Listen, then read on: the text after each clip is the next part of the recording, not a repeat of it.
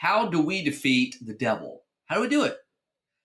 We are battling an enemy that's greater than us. Goliath was bigger than David.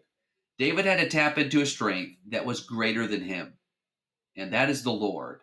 And be strong in the Lord and in the power of his might. That's what Paul says in Ephesians 6.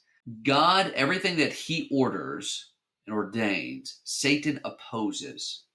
He pushes against.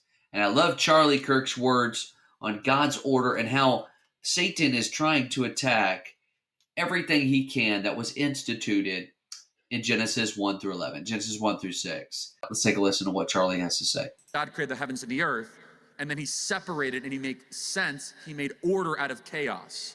Our God is a God of order, and order only comes with distinctions, and distinctions are necessary. Think about all the distinctions that God set up in the first 6 books of Genesis that are currently under attack. The distinction between male and female, the distinction between man and nature, the distinction between the holy and the profane, the distinction between good and evil, the distinction between infant and adult.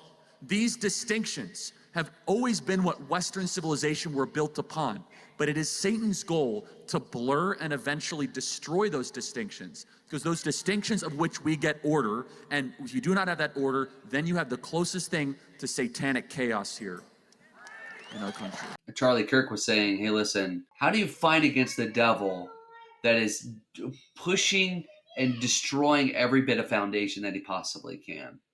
Well, we've got to stand firm with the foundations that God has built, starting with the home, starting with the truth of male and female, starting with creationism.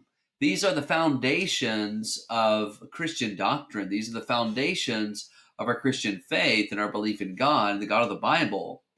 And so the devil is going to do everything he can to shoot at the foundations.